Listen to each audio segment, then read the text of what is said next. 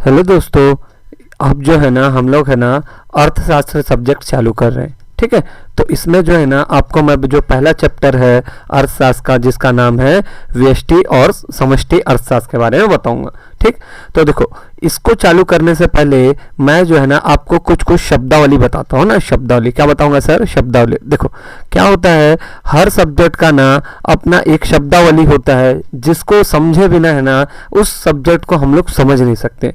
जैसे लेखा शास्त्र में था सर, लेखा शास्त्र में जैसे कि मान लीजिए आहरण क्या है, देनदार क्या है, लेनदार क्या है, ये सब चीजें का यूज कहाँ पर होता है सर? लेखा शास्त्र में।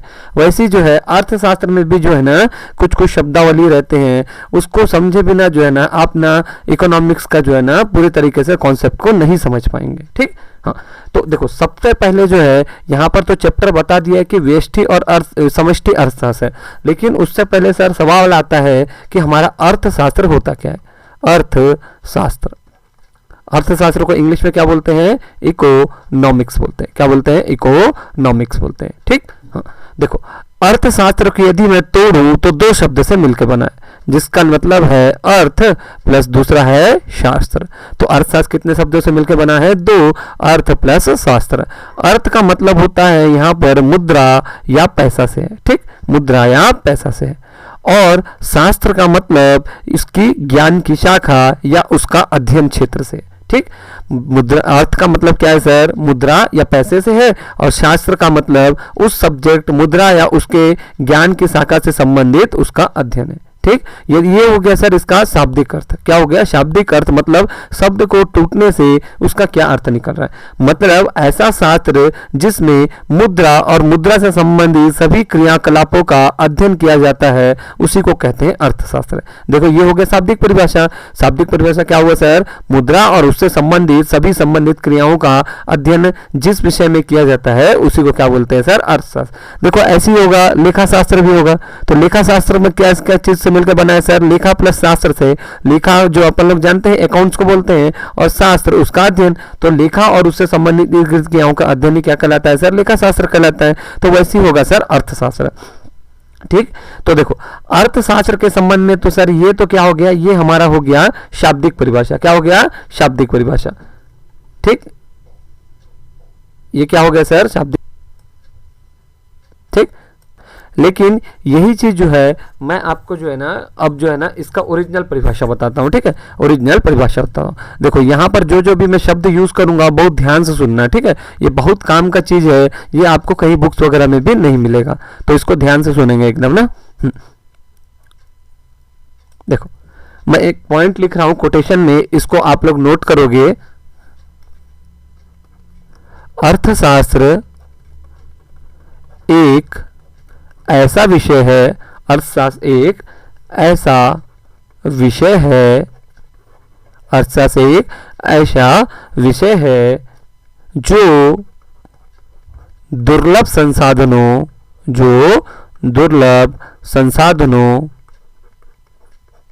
के तर्कसंगत, दुर्लभ संसाधनों के तर्कसंगत प्रबंधन पर ध्यान केंद्रित कर, जो दुर्लभ संसाधनों के तर्कसंगत प्रबंधन पर ध्यान केंद्रित करता है, ताकि हमारा आर्थिक कल्याण हो सके, हमारा आर्थिक कल्याण अधिकतम हो सके।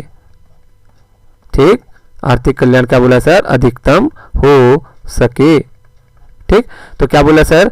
अर्थशास्त्र एक ऐसा विषय है जो दुर्लभ संसाधनों के तर्कसंगत प्रबंधन पर ध्यान केंद्रित करता है, ताकि हमारा आर्थिक कल्याण हो सके। देखो यहां पर है ना क्या क्या चीजें हम लोग को है ना मतलब शब्द दिखेंगे। पहला तो अंडरलाइन करोगे दुर्लभ संसाधन, दूसरा पॉइंट है तर्कसंगत प्रबंधन, तीसरा है सर आर्थिक कल्याण। ठीक, तीसरा पॉइंट क्या है सर, आर्थिक कल्याण। तो देखोगे यदि हम लोग अर्थशास्त्र का शाब्दिक परिभाषा देखें तो क्या था सर, अर्थ प्लस शास्त्र, मतलब मुद्रा और मुद्रा से संबंधित इर्द गिर्द सभी क्रियाओं का जो है ना अध्ययन है ना जिस विषय में किया जाता है उसी को बोलते हैं अर्थशास्त्र। लेकिन इसका दूसरा परिभाषा देखूं तो अर्थशास्त्र एक ऐसा विषय है जो दुर्लभ संसाधनों के तर्क संगत प्रबंधन पर ध्यान केंद्रित करता है ताकि हमारा अधिकतम कल्याण हो सके। तो जो है ना इस परिभाषा से जो है ना हम लोग को क्या क्या बात चीजें समझ के आ रहा है सर, कि एक चीज तो पहला सर कि ये चीजें समझ आ रहा है कि संसाधन जो है दुर्लभ है। अरे सबको मैं समझाऊंगा, ठीक है। संसाधन क्या है सर, दुर्लभ है, संसाधन दुर्लभ है, संसाधन क्या है सर, दुर्लभ है। दूसरा पॉइंट है सर जो मानव की आवश्यकता है, मानवीय आवश्यकता है, मानवीय आवश्यकता है असीमित है। मानवीय आवश्यकताएं कैसी है सर, मानवीय आवश्यकताएं असीमित है, ठीक। तीसरा पॉइंट सर संसाधनों का आवंटन ऐसे करना है कि जो है हमारा अधिकतम कल्याण हो सके। संसाधनों का आवंटन ऐसा करना है कि अधिकतम कल्याण हो सके। तो देखो तीन ही पॉइंट में जो है ना आपको पूरा अर्थशास्त्र का जो है ना जो इसका थॉट है, इसका विचार आपको समझ आ जाएगा। पहला पॉइंट क्या बोला मैं सर कि जो हमारे संसाधन है वो दुर्लभ है, मतलब जो हमारे पास रिसोर्सेस है वो क्या है सर, लिमिट मात्रा में। जैसे मैं बोलूं कि जैसे मान लो पेट्रोल है ना, पेट्रोल देखोगे सर, पेट्रोल है ना अनंत नहीं है, कि मतलब ये जैसे आप अपने गाड़ी में पेट्रोल डलाना चाह रहे हो तो क्या होगा सर कि उसका एक तो पहली बात रेट ज्यादा है, दूसरा पॉइंट क्या है सर ये पानी के जैसा ना अनलिमिटेड नहीं है। तो क्या है सर ये संसाधन क्या है, दुर्लभ है, मतलब कुछ समय बाद 10 साल 20 साल 30 साल 40 साल बाद कुछ ना कुछ समय बाद लगातार यूज करने के बाद क्या होगा सर, ये पेट्रोल क्या होगा, धीरे धीरे खत्म होते जाएगा और एक समय ऐसा आएगा कि जो है ना पेट्रोल खत्म ही हो जाएगा पूरे तरीके से। तो यही बात बता रहा है कि हमारे पास जो प्रकृति में जितने भी संसाधन है ना वो लिमिट मात्रा में, मतलब एक हद तक ही है, उसके बाद क्या होगा सर खत्म हो जाएगा। जैसे मान लीजिए आपके पास पैसा है तो पैसा क्या होगा, जैसे मान लीजिए 100 रुपए, तो 100 रुपए क्या रहेगा सर, उसको आप 1 दिन 2 दिन 5 दिन 10 दिन तक बचा पाएंगे, उसके बाद तो कभी ना कभी खर्चा हो ही जाएगा ना। तो वैसे जो है संसाधन क्या है सर, दुर्लभ है, मतलब लिमिट मात्रा में। दूसरा पॉइंट है सर कि मानव की जो आवश्यकता है असीमित है, मतलब जो उसके ख्वाहिशें हैं वो सर अनलिमिटेड है। जैसे मान लो आप है ना एक कोई आपके पास मान लो एक सैंडल है, ठीक, उसके बाद है ना आप एक शूज ले लिए, एक जूता ले लिए। अब जो है जूता लेने के बाद क्या होगा सर कि 2-4 महीने बाद आपको लगेगा कि एक सैंडल या एक शूज और ले लिया जाए, फिर 1 साल बाद ऐसा लगेगा सर कुछ और ले लिया जाए। तो मतलब क्या हो रहा है सर, वैसे कपड़ा कभी रहेगा, कपड़ा 6 महीने बाद फिर लगता है ना नया ले ले, फिर 6 महीने बाद 1 साल बाद लगेगा नया ले ले। तो मतलब क्या हो रहा है सर, जो मानव की आवश्यकताएं जितनी भी है वो असीमित है और हमारे पास जो संसाधन है क्या है सर, वो लिमिट मात्रा में है। और तीसरा पॉइंट है सर संसाधनों का आवंटन। संसाधनों का आवंटन का मतलब जो हमारे पास संसाधन दुर्लभ है उसको इतना बढ़िया से बढ़िया तरीके से मैनेज करना कि सभी व्यक्ति को बराबर पुर जाए, सभी व्यक्ति को रेट भी कम पड़े और जो है उसका अधिक से अधिक आर्थिक कल्याण हो पाए। मैं आपको एक एग्जांपल बताता हूँ ना, ध्यान से सुनना, मैं आपको एक एग्जांपल बता रहा हूँ जिसको है ना आपको समझते आपको अच्छे से और समझ आ जाएगा। जैसे मान लो है ना ए है ना, ए के घर में जो है ना ए है और इसके फ्रेंड्स लोग मान लो बी सी डी ई लोग 4-5 फ्रेंड्स है, ठीक है। तो ए को है ना घर में जैसे इसके जो बाकी फ्रेंड्स है ना बी सी डी ई, इनके पास है ना बढ़िया ना अच्छा जो है ना ब्रांडेड जीन्स बने, ठीक है, ब्रांडेड जीन्स बने सभी के पास। लेकिन क्या हुआ, ए भी जो है ना ऐसी वाले जीन्स खरीदना चाह रहा है और उसके घर वाले मान लो उसको है ना सिर्फ 1000 रुपए दिए। कितना दिए सर, 1000 रुपए दिए। लेकिन उसके बाकी जो फ्रेंड्स लोग है उन लोग 5-5 हजार का जो है ना जीन्स पहने हुए, ब्रांडेड जीन्स। अब क्या हुआ, ए को सर कितना पैसा मिला हुआ है, 1000 ही मिला हुआ है। तो वो क्या करेगा सर, वो देखो अब उसके पास 1000 है, खरीदना जींस 1000 में पड़ेगा क्योंकि उसके पास तो पैसा उतना ही है। तो वो क्या करेगा, वो जो है अलग अलग दुकान जाएगा, अलग अलग मान लो पहला दुकान, दूसरा दुकान, तीसरा चौथा दुकान। वो क्या करेगा, वो 1000 रुपए को ऐसे जगह में इन्वेस्ट करेगा ताकि जो है ना उसका अच्छा से अच्छा क्वालिटी का जीन्स आ जाए और रेट जो है कम से कम हो। तो यही पॉइंट बताना चाह रहा है। देखो मानव की आवश्यकताएं क्या है सर, अनलिमिटेड है। वो चाह तो रहा है कि उसके पास है ना 5000 का जीन्स खरीदे, लेकिन क्या हो रहा है सर, उसके पास क्या उतना पैसा है, नहीं है। दूसरा जो है मैं बताया कि संसाधन क्या है सर, लिमिट है, दुर्लभ है, मतलब उसके पास पैसा खर्चा करने के लिए जो है संसाधन क्या है सर, लिमिट है। देखो कि अब वो 5000 का चाह रहा है लेकिन 1000 में क्या 5000 का चीज मिलेगा, नहीं मिलेगा। तो वो क्या करेगा, चारों दुकानों में जाएगा और जाके देखेगा कि बहुत अच्छा से अच्छा क्वालिटी का जो है ना अपने को जीन्स है ना कहाँ मिल जा रहा है, वो भी मेरे रेंज के अंदर होना चाहिए, मतलब 1000 के अंदर मिल जाना चाहिए। और तीसरा पॉइंट है सर संसाधनों का आवंटन, मतलब मानव की जितनी भी आवश्यकता है, संसाधन दुर्लभ है, तो इस प्रकार से मैनेज करना कि जो है ना सामान का बंटवारा उसको बढ़िया से बढ़िया हो पाए।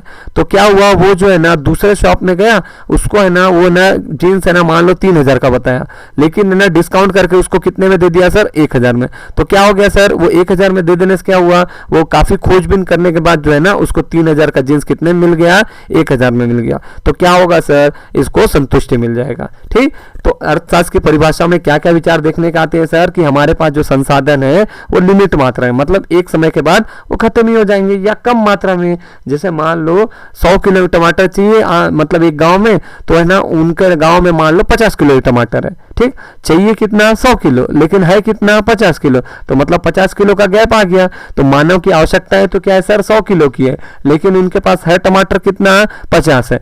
तो अब जो है संसाधनों का आवंटन कैसे होगा सर, कि अब जो है ना 100 किलो वाले को 50 देना है, तो क्या होगा सर, किसी को आधा देंगे, किसी को और कम देंगे, किसी को थोड़ा देंगे, ऐसे के दे के ना सबके बीच ना बराबर से सबको पूरा देंगे, कि क्या होगा किसी के पास कोई खाली भी ना जाए और कोई जो है एकदम अधिक भी ना हो, कोई एकदम कम भी ना हो, सबको बराबर बराबर या जो भी अनुपात रहेगा उस अनुपात में बांट देंगे, ताकि जो है ना सबको खुशी मिल पाए और सभी को सामान की पूर्ति हो पाए। तो यही है एक्चुअल में अर्थशास्त्र की परिभाषा। ठीक, तो अर्थशास्त्र क्या है सर, अर्थशास्त्र एक अध्ययन का ऐसा सब्जेक्ट है जिसमें जो संसाधन दुर्लभ होते हैं उसको इस तरीके से मैनेज करने का बात किया जाता है ताकि जो है अधिक से अधिक आर्थिक कल्याण हो सके। ठीक, तो अर्थशास्त्र में कितनी विचारधारा देख के सामने आती है सर, 3, कि पहली तो संसाधन क्या है सर, दुर्लभ है।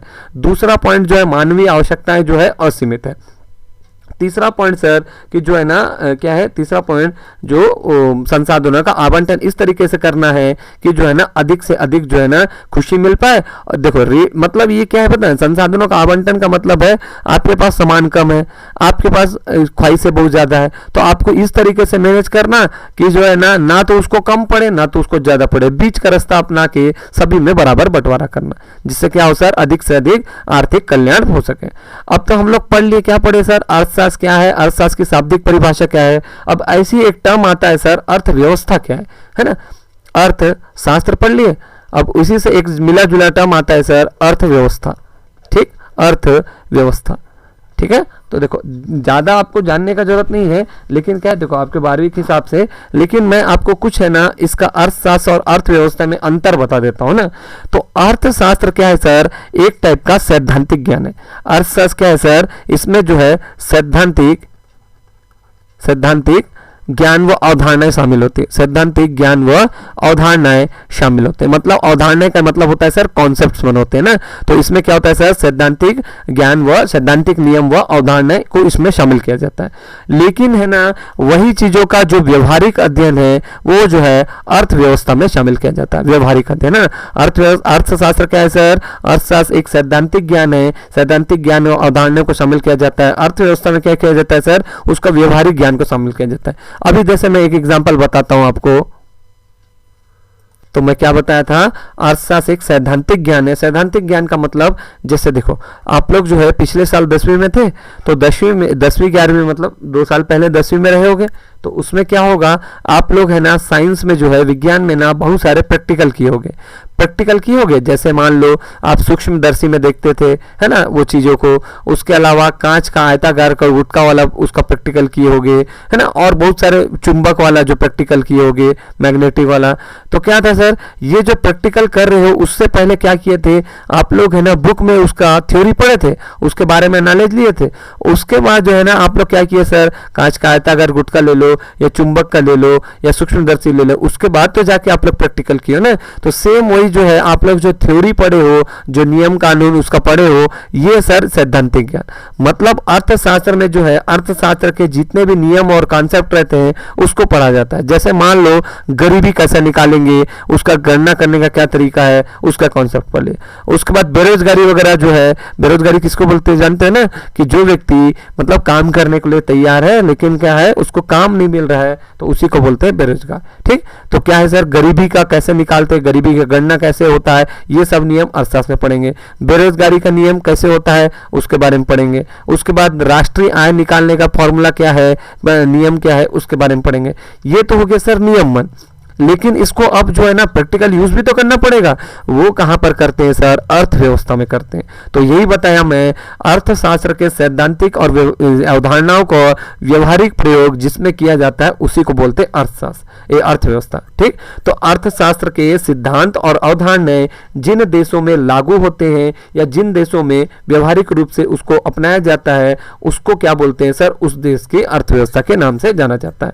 तो देखो, अर्थव्यवस्था ना एक अपने आप में ना एक अपूर्ण शब्द है। कैसा शब्द है सर, अपूर्ण शब्द, मतलब किसी उसके आगे कुछ भी नहीं लिखा है तो ये समझ नहीं आ रहा है कि किस देश का अर्थव्यवस्था है। लेकिन अर्थव्यवस्था के आगे मैं किसी देश का नाम लिख लिया, जैसे मान लो भारत की अर्थव्यवस्था लिख लिया, भारत की अर्थव्यवस्था लिख लिया, तो इससे समझ आया कि ये भारत का ही पर्टिकुलर अर्थव्यवस्था के बारे में बता रहा है। वैसे ही मैं बोला जापानी अर्थव्यवस्था, वैसे ही मैं बोला चीनी अर्थव्यवस्था। तो क्या हो रहा है सर, जापानी बोल रहा हूं तो ये जापान की अर्थव्यवस्था के बारे में बता रहा है, चीनी बोल रहा हूं तो चीन की अर्थव्यवस्था के बारे में बताना है। ठीक, तो क्या होता है सर, अर्थशास्त्र की जो सैद्धांतिक अवधारणा है उनका व्यवहारिक रूप से प्रयोग जहां पर किया जाता है उसी को बोलते हैं अर्थव्यवस्था। और अर्थव्यवस्था जो है अपने आप में एक अपूर्ण शब्द है जब तक कि उसके आगे जो है ना किसी का ना देश का नाम न लग जाए। जैसे चीनी, अमेरिकी, जापानी, इंग्लैंड, किसी का भी अर्थव्यवस्था बोल लो, वो जब तक नहीं लगेगा तो वो अपने आप अपूर्ण है। ठीक, तो क्या बताया अभी तक, मैं पहले अर्थशास्त्र क्या है वो बताया शाब्दिक, और उसके बाद परिभाषा के रूप में, फिर अर्थशास्त्र में अपन को क्या क्या टर्म्स में मिले थे, है ना। उसके बाद जो है आप लोगों को थोड़ा सा उसके बारे में बताता हूं कि जो है ना अर्थशास्त्र के बारे में कि जो है ना उसका स्टार्टिंग कहां से हुआ था। ठीक है, तो देखो अर्थशास्त्र के जो है पिता किसको बोलते हैं सर, अर्थशास्त्र के पिता आप लोग को पता होगा किसको बोलते हैं सर, एडम स्मिथ को बोलते हैं। अर्थशास्त्र के पिता किसको बोलते हैं, एडम स्मिथ, है ना। चलो आपको बता देता हूं, एक सेकेंड लिख लेना, आप लोग 11वीं में भी पढ़े होंगे बेसिक के बारे में। ठीक, तो अर्थशास्त्र के जो है पिता कौन है सर, अर्थशास्त्र के पिता कौन है, एडम स्मिथ, है ना, एडम स्मिथ, एडम स्मिथ, है ना।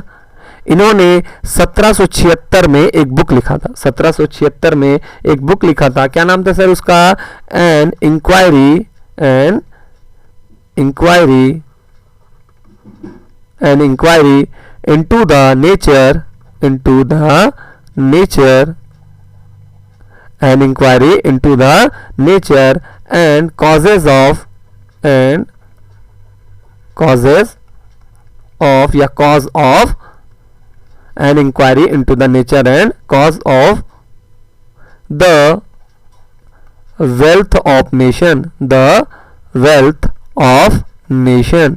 ठीक, ये इनकी बुक का नाम था। ठीक, an inquiry into the nature and causes of wealth of nation. तो शॉर्ट में ना इनकी बुक का नाम क्या बोलते थे पता है, द वेल्थ ऑफ नेशन भी बोलते हैं। तो एडम, ये वन लाइनर क्वेश्चन में भी आ सकता है कि एडम स्मिथ जो है ना अर्थशास्त्र के पिता किसको बोलते हैं, एडम स्मिथ को। इन्होंने 1776 में एक बुक लिखा था जिसका नाम क्या था सर, जिसका नाम था an inquiry into the nature and causes of the wealth of nation. ठीक, तो जो है ये जो है देखो अब जो है ना इन्होंने ये बुक में जो है ना क्या क्या बातें बताई थी सर, और जो एडम स्मिथ का जो है ना विचार जो है ये जो है ना बताने का जो है ना मेन मतलब जो कॉन्सेप्ट था इसमें जो है ना पूंजीवादी अर्थव्यवस्था के बारे में बताया था ना, पूंजीवादी अर्थव्यवस्था के बारे में। पूंजीवादी अर्थव्यवस्था, देखो अर्थशास्त्र और अर्थव्यवस्था में अंतर है ना, बताया ना। अर्थशास्त्र के जो सैद्धांतिक ज्ञान है जिसका व्यवहारिक रूप से प्रयोग किया जाता है उसी को बोलते हैं अर्थव्यवस्था, कि मतलब जो उसके नियम कानून है उसका व्यवहारिक रूप से प्रयोग जहां पर करेंगे वही है अर्थव्यवस्था। तो जो है ना एडम स्मिथ जो है वो स्कॉटलैंड के थे, ये जो है अमेरिका में जाके बस जाते हैं, फिर वहां पर एक बुक लिखते हैं जिसका नाम था द वेल्थ ऑफ नेशन। कब लिखा था सर, 1776 में।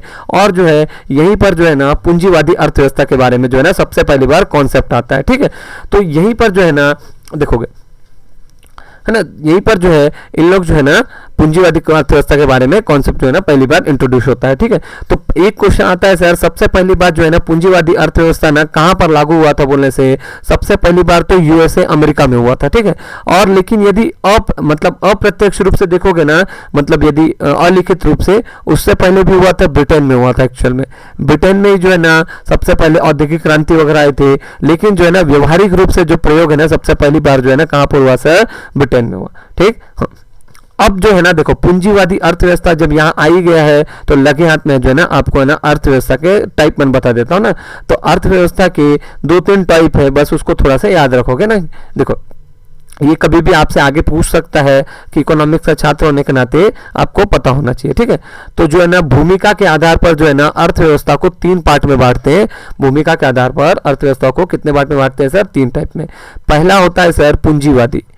पूंजीवादी इसी को बोलते हैं उदारवादी भी बोलते हैं। क्या बोलते हैं? उदारवादी, ठीक। इसी को बोलते हैं बाजार आधारित बोलते हैं। इसी को बाजार आधारित बोलते हैं, ठीक है। पूंजीवादी, उदारवादी, बाजार आधारित अर्थव्यवस्था भी बोलते हैं, बाजार आधारित अर्थव्यवस्था। दूसरा है सर समाजवादी।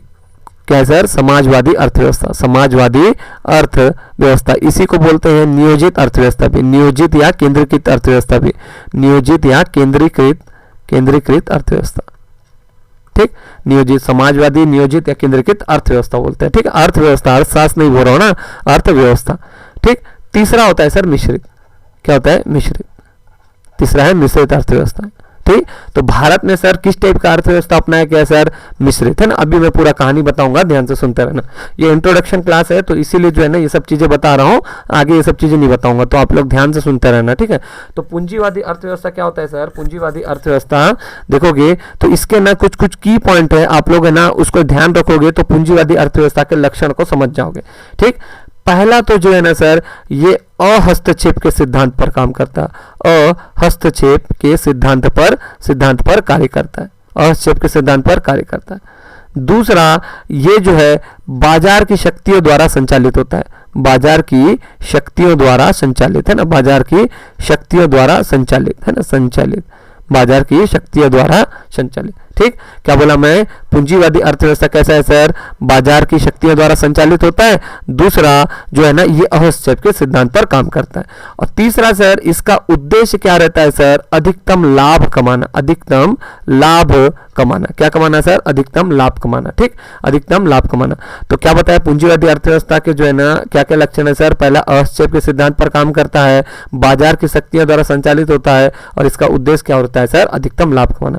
अब ध्यान से सुनोगे कि जो है ना सर इसका मतलब क्या होता है अहस्तक्षेप का सिद्धांत? मतलब ना इसको देखो, मैं आपको एक नया पेज में बताता हूं।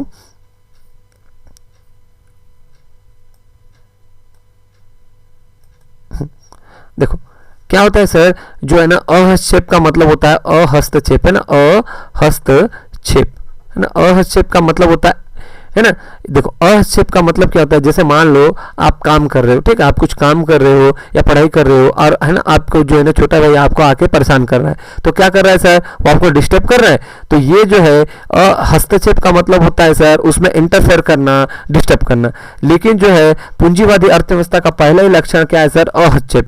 मतलब क्या है सर? यहाँ पर जो है सरकार जो है ना बाजार में ना बिल्कुल भी हस्तक्षेप नहीं करता, इंटरफेयर बिल्कुल नहीं करता। वो मार्केट के ऊपर पूरा छोड़ देता है कि आपको है ना कोई भी वस्तुओं का मूल्य कितना रखना है और कितना बढ़ाना है या कितना कम करना है। तो वहां क्या होता है सर? जैसे मान लो, जैसे एग्जांपल बता रहा हूं ना, टमाटर आप लोग जानते होंगे, जैसे अभी ठंडी चल रहा है तो ठंडी देखोगे तो ठंडी में जो है ना टमाटर जो है ना सर 10 रुपए 20 रुपए किलो में आ जाता है।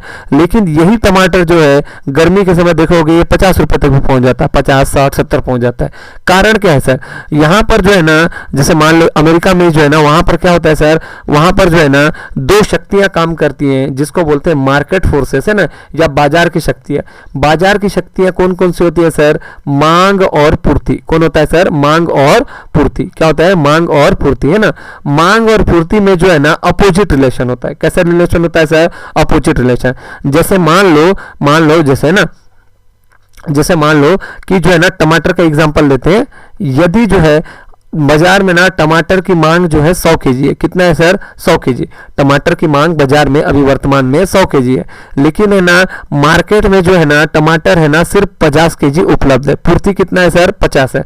मांग कितना रहे थे? 100 और पूर्ति कितना है? 50। तो क्या होगा सर? ऑटोमेटिक रेट बढ़ जाएगा, क्योंकि जितना मांग रहे थे उससे कम है तो क्या होता है सर? उस कंडीशन में रेट बढ़ जाता है। देखो दूसरा कंडीशन, यदि बाजार में मांग रहे हैं 50 किलो और है ना मार्केट में है 200 किलो, देखो मांग कितना रहते 50 है कितना 200, मतलब 150 किलो एक्स्ट्रा है, तो यहाँ पर क्या करना पड़ेगा सर, ऑटोमेटिक रेट को आपको कम करना पड़ेगा। इसी को बोलते हैं बाजार की शक्तियां। बाजार की शक्तियां क्या होती है सर, मांग और पूर्ति। किसी भी चीज का कीमत मांग और पूर्ति के ना संतुलन के द्वारा ही होता है, कि यदि जिस वस्तु की मांग अधिक है और उसकी पूर्ति भी अधिक है तो रेट कम रहेगा, यदि मांग अधिक है और पूर्ति कम है तो उसका रेट क्या होगा, बढ़ जाएगा। दूसरा कंडीशन, यदि पूर्ति अधिक है और मांग कम है तो क्या होगा सर, रेट कम हो जाएगा। तो इसी को बोलते हैं बाजार की शक्तियां। तो पूंजीवादी अर्थव्यवस्था में क्या होता है सर, सरकार है ना बाजार के मामले में कोई भी इंटरफेयर नहीं करता, वो बाजार को अपने हिसाब से डिसाइड करने देता है कि टमाटर का रेट 20 रुपए रखना है कि 40 रखना है कि 50 रखना है, वो अपने हिसाब से देख लेंगे। यदि बाजार में ज्यादा टमाटर है तो उसका रेट कम हो जाएगा, यदि टमाटर कम है तो उसका रेट ऑटोमेटिक बढ़ जाएगा। इसी को बोलते हैं अहस्तक्षेप। दूसरा पॉइंट बताया मैं सर कि बाजार की शक्तियों द्वारा, बाजार की शक्तियां किसको बोलते हैं सर, मांग और पूर्ति के द्वारा। यदि मांग अधिक है पूर्ति कम है तो रेट बढ़ेगा, यदि पूर्ति अधिक है मांग कम है तो क्या होगा सर, रेट कम होगा। तो उसी के हिसाब से जो है ना कीमत का निर्धारण होता है। तीसरा पॉइंट के सर पूंजीवादी अर्थव्यवस्था का कि ये जो है ना लाभ के सिद्धांत पर काम करती है या अधिकतम लाभ के, मतलब वहां पर है ना उन लोगों को है ना हर चीज में क्या चाहिए सर, लाभ चाहिए, है ना। कुछ भी सामान बेचेंगे वो किसी को फोकट में नहीं देंगे, हर चीज का उसका एक पैसा रहेगा, पैसा का मूल्य रहेगा, उसी के बेस पे जो है ना उसका निर्धारण करेंगे और जब तक उनको लाभ नहीं होगा वो चीज को उन लोग देंगे नहीं। तो इसका 3 विशेषता बोल सकते हैं, ठीक है, पूंजीवादी अर्थव्यवस्था। अब देखोगे दूसरा देखोगे तो हम लोग कौन सा बताया था सर, दूसरा बताया था मैं समाजवादी या नियोजित या केंद्रीकृत अर्थव्यवस्था। तो ये क्या होता है सर, ये इसका जो है ना पहला पॉइंट है सर, देखो इसी का जस्ट अपोजिट होगा। ये जो है हस्तक्षेप के सिद्धांत पर काम करता है, हस्तक्षेप के सिद्धांत पर काम करता है, मतलब सरकार जो है मार्केट पे पूरा अपना कंट्रोल बना के रखती है। एक टाइप के यदि देखोगे ना समाजवादी, यदि नाम तोड़ोगे, समाज और वादी का मतलब होता है विचारधारा, मतलब ऐसी विचारधारा जहां पर समाज और समाज के इर्द गिर्द ही सभी कुछ काम किया जाता है, समाज को ही मेन केंद्र में ध्यान में रखकर जितने भी कानून नियम बनाते हैं उनका उद्देश्य रहता है अधिक से अधिक समाज का भलाई करना या आर्थिक कल्याण कराना। लेकिन पूंजीवादी देखोगे तो पूंजी और वादी से मिलकर बना है। पूंजी का मतलब होता है पैसा और वादी का मतलब होता है विचारधारा। तो पूंजी मतलब पैसा और उससे संबंधित विचारधारा रहेगा, मतलब यहाँ पर कुछ भी चीज फोकट में होगा नहीं, पहली बार। दूसरा चीज, हर चीज है ना डिमांड और सप्लाई या बाजार की शक्तियों द्वारा ही संचालित होगा। तीसरा पॉइंट, सरकार है ना कम से कम हस्तक्षेप करेगा। चौथा पॉइंट, इसका मेन उद्देश्य क्या रहता है सर, अधिकतम लाभ कमाना। लेकिन इसी का अपोजिट जस्ट है समाजवादी।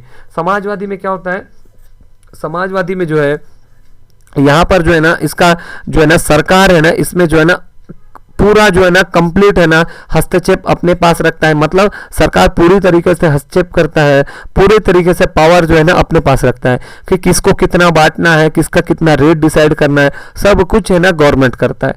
दूसरा पॉइंट, यहाँ पर कोई बाजार शक्तियां नहीं रहती है, यहाँ पर है ना सरकार ही सब कुछ है ना संभालने का काम करता है। देखोगे जैसे राशन दुकान है, हर जिले में हर ग्राम पंचायत हर एरिया में एक एक राशन दुकान है, तो वहां पर सर कोई किराना दुकान वाला तो सप्लाई नहीं कर रहा है राशन का सामान, वहां पर कौन कर रहा है सर, वहां पर जो है सरकार ही सभी राशन दुकान में हर महीने महीने चावल सप्लाई करता है, उसी के बाद चावल आता है तो जनता को बांटा जाता है। और देखिए होगे वहां पर जो है ना सबको है ना एक समान कीमत पे मिलता है। जैसे मान लो रायपुर में यदि जाओगे राशन दुकान में तो भी आपको 1 रुपए किलो मिलेगा, आप बस्तर जाओ चाहे बीजापुर जाओ चाहे सरगुजा जाओ कहीं पर भी जाओ आपको 1 ही रुपए कीमत में मिलेगा। क्योंकि क्या होता है समाजवादी में ना समता का भाव दिया जाता है, समता मतलब हर किसी को बराबरी का भाव दिया जाता है, ना तो कोई ज्यादा रहे ना तो कोई कम, हर किसी को एक समान ट्रीट किया जाता है, ठीक। और समाजवादी का जो है ना लक्ष्य क्या रहता है सर, इसका लक्ष्य रहता है अधिक से अधिक लोगों का कल्याण करना। इसीलिए देखे होगे कि ना आपको है ना एक जगह में, जैसे मैं इसका एक अच्छा एग्जांपल बताऊं, जैसे देखिए होगी आप है ना हॉस्पिटल देखो ना, देखो यदि आपके एरिया में ना गवर्नमेंट हॉस्पिटल भी और प्राइवेट हॉस्पिटल भी है, प्राइवेट हॉस्पिटल में कैसे होता है सर, ये पूंजीवादी अर्थव्यवस्था है ना, यहाँ पर क्या होगा, यहाँ पर आपको पैसा लिया जाएगा, उसके बदले ठीक किया जाएगा और आपको पूरा अच्छे से इलाज होगा। दूसरा है सर, आप देखे होंगे गवर्नमेंट वाला भी रहता है। गवर्नमेंट वाला में क्या रहेगा सर, सरकार ही ना सब कुछ अपने तरफ से करेगा, थोड़ा बहुत जो शुल्क वगैरह रहेगा हल्का फुल्का वो ले लेगा, बाकी जो है ना हर चीज आपको फ्री में प्रोवाइड कराता है। देखो ये है समाजवादी अर्थव्यवस्था। ऐसे आप राशन दुकान जाओगे, देखो आपका ना चावल वाला दुकान है ना प्राइवेट वाला भी रहता है और राशन वाला भी रहता है। आपके पास दोनों ऑप्शन है कि आप तो या तो यदि आप उसके कैटेगरी में आ रहे हो तो आप ना राशन दुकान से भी ले सकते हो या प्राइवेट से भी ले सकते हो। प्राइवेट वाला तो आपको उस कीमत के बदले ज्यादा रेट लेगा, लेकिन सरकार क्या आता है वही चावल के बदले 1 रुपये लेता है, लेकिन सेम चावल आप बाहर खरीदने जाओगे तो 18 रुपये 20 रुपये में खरीदोगे या 30-40 जो भी रहेगा। ठीक है, तो यही रहता है समाजवादी का मेन लक्षण ही क्या रहता है सर, कल्याण करना। तीसरा पॉइंट है सर, अच्छा ये जो है इसी के यही साथ साथ नोट करते जाओगे, पूंजीवादी अर्थव्यवस्था का जो है ना सबसे पहली बार किसने बताया था सर, एडम स्मिथ ने बताया था। किसने बताया था, एडम स्मिथ। दूसरा जो है समाजवादी अर्थव्यवस्था का जो प्रणेता कौन थे बोलने से, कार्ल मार्क्स। कौन थे सर, कार्ल मार्क्स है ना, कार्ल मार्क्स या कार्ल मार्क्स भी बोल सकते हैं। ठीक, तीसरा पॉइंट है सर मिश्रित अर्थव्यवस्था। मिश्रित अर्थव्यवस्था को सर किसने बताया था, किन्स ने, है ना, जॉन मर्नार्ड किन्स ने। जॉन मर्नार्ड किन्स ने जो है ना मिश्रित अर्थव्यवस्था को सबसे पहली बार बताया था। ठीक, ये एक्चुअल में आया क्यों था सर, ये एक्चुअल में ना मिश्रित अर्थव्यवस्था देखोगे पूंजीवादी अर्थव्यवस्था लगभग 1776 के आसपास आया, है ना। उसके बाद जो है ना समाजवादी अर्थव्यवस्था लगभग 1917 के आसपास आया, और जो मिश्रित अर्थव्यवस्था है ये 1929-30 के आसपास आया, सबसे पहली बार आया, है ना। तो देखो पूंजीवादी में समझ क्लियर था सर, इसका उद्देश्य लाभ कमाना है। समाजवादी का क्लियर था सर, इसका उद्देश्य कल्याण करना है। लेकिन जो मिश्रित अर्थव्यवस्था वाले थे इसका क्या उद्देश्य था सर, इसका जो है ना ये जो है ना क्यों आया, सबसे पहली बात याद रखना। देखो 1776 से लेके 1929 तक, है ना, क्या हो रहा था सर, इस बीच है ना पूंजीवादी आके चला गया और जो है समाजवादी भी थोड़ा बहुत आ चुका था। अब क्या हुआ, ये दोनों व्यवस्थाएं जो है ना, समाजवादी तो छोड़ दो, पूंजीवादी का ही मेन, कि पूंजीवादी अर्थव्यवस्था जो है ना बढ़िया हमेशा से ना अच्छा चल रहा था। लेकिन क्या होता है सर, वो एक समय तक कोई भी चीज चलता है, उसके बाद धीरे धीरे उसमें क्या होता है सर, डाउनफॉल आना चालू हो जाता है। तो 1929 के आसपास जो है ना बहुत बड़ा मंदी आया, विश्व लेवल में मंदी आया। तो क्या हुआ सर, पूंजीवादी अर्थव्यवस्था पूरा जो है ना फेल हो गया, उसका नियम कानून सब व्यवस्था फेल हो गया। तो इसी के दौर में जो है ना एक नया व्यवस्था आया, मिश्रित अर्थव्यवस्था, जिसको किसने दिया था, जॉन मर्नार्ड किन्स ने दिया था। ये 1929-30 का आता है। तो इसमें बताया गया कि जो है ना इसका उत्पन्न होने का कारण क्या था सर, अमेरिका में आई हुई जो है ना जो पूंजीवादी अर्थव्यवस्था, अमेरिका एग्जाम्पल है उसका, तो जो है ना आया हुआ जो है ना उसके समस्या को दूर करने के लिए जो है ना इसका उदय हुआ। इसमें क्या बोला गया पता है, इसमें यह बोला गया कि जो है ना यहाँ मिश्रित का मतलब क्या होता है सर, मिला जुला। तो इसमें बोला गया कि ना निजी भी रहेगा, निजी मतलब प्राइवेट कंपनीज वगैरह भी रहेंगे, इसमें सरकारी भी रहेगा, मतलब अब दोनों काम करेंगे। कुछ काम हो सकता है कि ना आप प्राइवेट कंपनी वाले ही करें, कुछ काम हो सकता है सरकारी। जैसे देखे होंगे हमारे यहाँ ना यदि जितना भी रक्षा संबंधी काम है, रक्षा संबंधी काम कौन करता है सर, गवर्नमेंट करता है, वो प्राइवेट वाले कोई अंबानी अडानी लोग नहीं कर सकते। वैसे जो है स्पेस देखे होगे, स्पेस अंतरिक्ष यान वाला, ये भी देखे होगे हमारे यहाँ भारत में पूरा कौन करता है सर, सरकार करता है, लेकिन अभी प्राइवेट कंपनी कोई नहीं है। वैसे देखे होगे आप लोग बैंक, है ना, बैंक देखे होगे कुछ बैंक तो है ना सरकारी वाले हैं और कुछ बैंक जो है प्राइवेट वाले हैं। जैसे ICICI बैंक है, ये क्या है सर, प्राइवेट है। HDFC है, ये भी प्राइवेट है। लेकिन SBI देखोगे गवर्नमेंट के अंदर में। तो यहाँ पर क्या हो रहा है सर, कुछ चीजें सरकार करता है, कुछ चीजें प्राइवेट करता है। तो ये सबसे अच्छा रूप है, क्योंकि यहाँ पर सरकार और जो है ना निजी क्षेत्र दोनों का अस्तित्व रहता है। ठीक है, तो इसका उदय कब हुआ था सर, 1930 के मंदी के बाद ही जो है ना इसका प्रभाव पड़ा।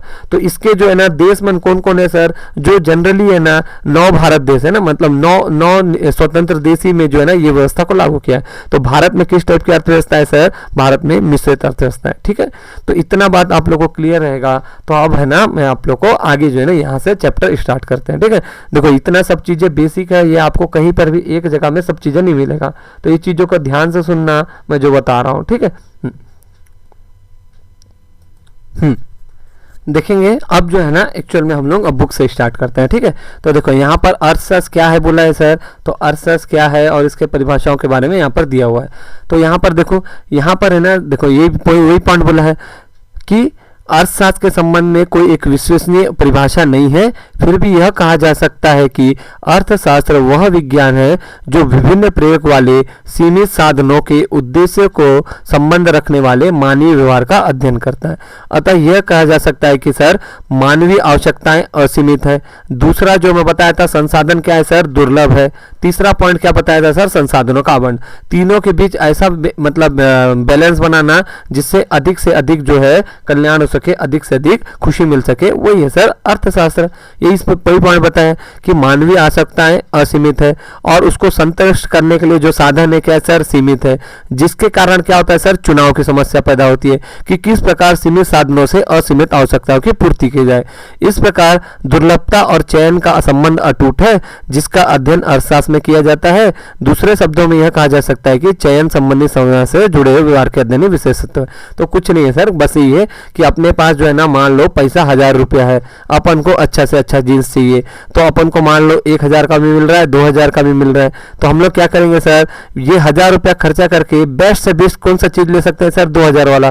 क्या करेंगे, 2000 वाले जीन्स को क्या करेंगे, वहां पर जाके वो मोल भाव करेंगे, नहीं नहीं भैया मेरे पास तो इतना पैसा नहीं है, मैं 2000 के बदले में आपको 1000 ही दे पाऊंगा बोल के। तो क्या हुआ, देखो दो जीन्स उपलब्ध था, 1000 का भी था, 2000 का भी था, मतलब आपके पास पैसा दुर्लभ था और उससे बेस्ट तरीका करके क्या हुआ, आप मोल भाव करके 2000 का जीन्स को 1000 में ले लिए। ठीक, एक टाइप का एग्जाम्पल है। तो देखो अर्थशास्त्र को जो है ना, यदि अर्थशास्त्र का वर्गीकरण करें तो क्या है, इसको दो पार्ट में बांट सकते हैं। अर्थशास्त्र के वर्गीकरण करके उसको कितने पार्ट में बांट सकते हैं सर, दो पार्ट में। एक को बोलते हैं सर अपना, देखो अर्थशास्त्र का वर्गीकरण कितने पार्ट में किया गया सर, दो पार्ट में। एक का नाम है व्यष्टि अर्थशास्त्र, व्यष्टि अर्थशास्त्र, और दूसरा है समष्टि, क्या है सर, समष्टि। व्यष्टि का नाम देखो, इसका हिंदी और इंग्लिश नाम थोड़ा सा ना आप लोग ध्यान रखोगे, क्योंकि ना यहाँ पर इंग्लिश टर्म मन यूज इजी है लेकिन हिंदी टर्म जो है ना कठिन है। तो व्यष्टि अर्थशास्त्र को क्या बोलते हैं, इंग्लिश में बोलते हैं माइक्रो इकोनॉमिक्स, और समष्टि को क्या बोलते हैं सर, मैक्रो इकोनॉमिक्स, है ना। मैक्रो, माइक्रो का मतलब क्या होता है सर, छोटा या सूक्ष्म होता है। क्या होता है, छोटा या सूक्ष्म। तो क्या होता है सर, जो व्यष्टि अर्थशास्त्र है ना, अर्थशास्त्र की वह शाखा है, ध्यान से सुनना है ना मैं क्या बोल रहा हूँ, इसी में तुमको परिभाषा समझ जाएगा। माइक्रो का मतलब क्या होता है सर, छोटा। व्यष्टि अर्थशास्त्र की वह शाखा है जिसमें व्यक्तिगत इकाइयों, जिसमें व्यक्तिगत उपभोक्ताओं, फिर परिवारों, उसके बाद फर्मों के व्यवहार प्रदर्शन और उनका अध्ययन किया जाता है। तो व्यष्टि अर्थशास्त्र में क्या होता है सर, छोटे लेवल पे जो है ना व्यक्तिगत इकाइयों, छोटे उपभोक्ताओं, छोटे परिवारों, छोटे फर्मों और इनका जो अध्ययन वगैरह जो है ना क्षेत्र होता है या इनके सीमित होता है, इसी को क्या बोलते हैं सर, व्यष्टि अर्थशास्त्र। तो मतलब क्या होता है सर, व्यष्टि अर्थशास्त्र का जो है ना जो स्टडी एरिया है, अध्ययन क्षेत्र क्या होता है सर, बहुत छोटा। मतलब एक व्यक्ति हो सकता है, एक परिवार हो सकता है, एक फर्म हो सकता है, इसका क्षेत्र इतना ही बड़ा रहता है। जैसे मैं बोलूँ कि है ना, आपको है ना, जैसे आप मान लीजिए आप जगदलपुर में रहते हैं ना, तो जगदलपुर में कोई सा भी एक एरिया मान लीजिए आप जो है ना, मैं बोलूँ चांदनी चौक या संजय मार्केट के ना सभी लोगों का है ना, आप क्या निकालो सर, आय निकालो ना कि कौन कौन लोग कितना कमाते हैं। तो क्या हुआ सर, ये जगदलपुर में कई सारे प्लेसेस बने, उसमें से क्या है सर, एक चांदनी चौक है, संजय मार्केट है। तो इसका जो है ना इतने बड़े शहर में से आपको क्या करना है सर, सिर्फ इतने ही का निकालना है। तो ये क्या होगा सर, सूक्ष्म होगा, बहुत छोटे एरिया में, है ना। मैं वही बोला कि है ना, आप है ना पूरे छत्तीसगढ़ की अर्थव्यवस्था में से सिर्फ अपना जगदलपुर की अर्थव्यवस्था या बस्तर की अर्थव्यवस्था या दंतेवाड़ा की अर्थव्यवस्था निकालो, तो क्या हो रहा है सर, पूरे छत्तीसगढ़ भर में से सिर्फ एक छोटे एरिया को पकड़ रहे हो, तो ये क्या होगा सर, सूक्ष्म, है ना। तो व्यष्टि अर्थशास्त्र में क्या होता है सर, अर्थशास्त्र की वह शाखा है जिसमें व्यक्तिगत इकाइयों, छोटे परिवारों, छोटे उपभोक्ताओं के फर्मों का जो अध्ययन जो है ना, इनका क्षेत्र इतने सीमित होता है। ठीक। और समष्टि में क्या होगा सर, समष्टि जस्ट इसका उल्टा है। मतलब यहाँ पर छोटे लेवल पर करते थे, यहाँ पर जो है अर्थशास्त्र का अध्ययन क्षेत्र क्या होगा सर, बड़ा होगा। मतलब यदि मेरे को गरीबी निकालना है, तो अब गरीबी ऐसा नहीं है कि मैं जगदलपुर का या चांदनी चौक का निकालूंगा, मैं गरीबी निकालना है तो मेरे को निकालना पड़ेगा सर पूरे भारत भर का गरीबी। ठीक, वैसे मेरे को निकालना पड़ेगा सर बेरोजगारी, तो पूरे भारत भर का बेरोजगारी निकालूंगा ना कि कितने लोगों के पास काम धाम नहीं है, कितने लोग गरीब है पूरे भारत के लोग में से। उसके बाद मैं बोला कि भारत का भाई राष्ट्रीय आय कितना है, समझ पा रहे हो बात को। तो ये जो है इसका क्षेत्र जो है ना क्या होता है सर, अर्थव्यवस्था के जो है ना संपूर्ण क्षेत्र पे रहता है, लेकिन उसका जो एरिया माइक्रो वाले का क्या रहता है सर, छोटा रहता है, छोटे लेवल पे होता है। ठीक, तो देखेंगे, देखो इसको साफ कर लेता हूं। तो देखोगे क्या क्या पॉइंट बोला है, व्यष्टि और समष्टि शास्त्र में क्या जो है ना स्टार्टिंग क्या बोला है ना, तो अर्थशास्त्र का वर्गीकरण या अर्थशास्त्र के क्षेत्र को दो पार्ट में बांट सकते हैं। एक का नाम है व्यष्टि जिसको इंग्लिश में बोलते हैं माइक्रो इकोनॉमिक्स, और दूसरा है समष्टि।